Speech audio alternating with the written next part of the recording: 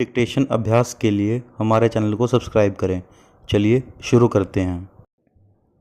रामधारी गुप्ता खंड 1 प्रतिलेखन संख्या 17।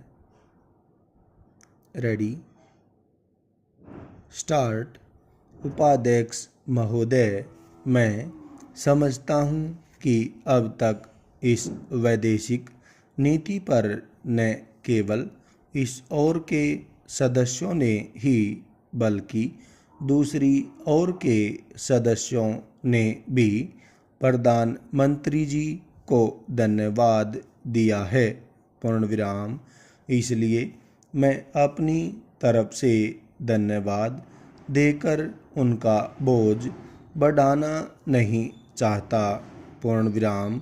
इसमें कोई संदेह नहीं कि इस सदन के सभी सदस्य, चाहे वे किसी भी पार्टी से संबंध रखते हों, इस बात से पूरे सहमत हैं कि हमारी विदेश नीति ने संसार में हमारा सिर ऊंचा उठा दिया है। पूर्ण विराम। हमने पंचशील के सिद्धांत को संसार के सामने रखा है। पूर्ण विराम। यदि हम उसके आधारभूत सिद्धांत पर दृष्टिपात करें तो हमको पता चलता है कि हमने संसार में एक जो सबसे बड़ा काम किया है वह यह है कि हमने तनाव को कम करने का प्रयत्न किया है। पूर्ण विराम। जिस समय हमने नई नई स्वतंत्रता प्राप्त की तो हमारे सामने बहुत से प्रश्न थे। पूर्ण विराम। उनके साथ ही हमारे दो बड़े गुट थे जो कि एटम बम और दूसरे बम लिए हुए हमको चुनौती दे रहे थे कि अगर हमने उनमें से किसी एक गुट में सम्मिलित नहीं हुए तो हमको बड़ी कठिनाई होगी। पूर्ण विराम।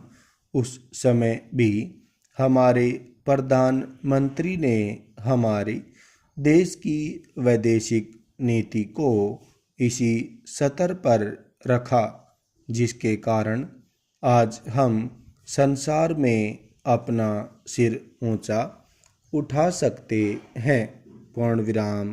हमने जो संसार के सामने पंचशील के सिद्धांत को रखा उसका सबसे बड़ा फल यह हुआ कि एक सम्मेलन हुआ जिसकी ओर मैं आपका ध्यान दिलाना चाहता हूँ। पूर्ण विराम।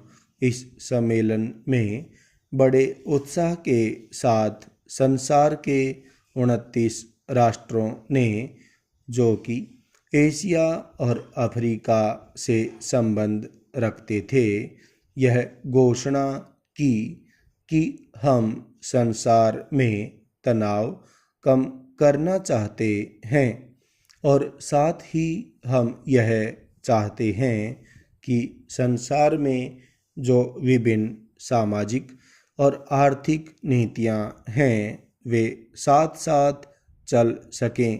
पूर्ण विराम। हमारी वैदेशिक नीति में जो सबसे महत्वपूर्ण चीज़ है वह है सह अस्तित्व की भावना। पूर्ण विराम। उसी भावना के फलस्वरूप हम देखते हैं कि आज कोरिया का युद्ध नहीं हुआ जो कि एक तीसरे विश्व युद्ध के रूप में परिवर्तित हो सकता है। पूर्ण विराम।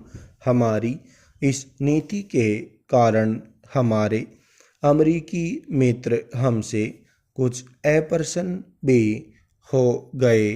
पूर्ण विराम। लेकिन यदि हम ऐसा न करते तो आज संसार को तीसरा युद्ध देखना पड़ता। पूर्ण विराम। मैं बहुत ज़्यादा समय नहीं लूँगा, थोड़ा ही लूँगा। स्टॉप।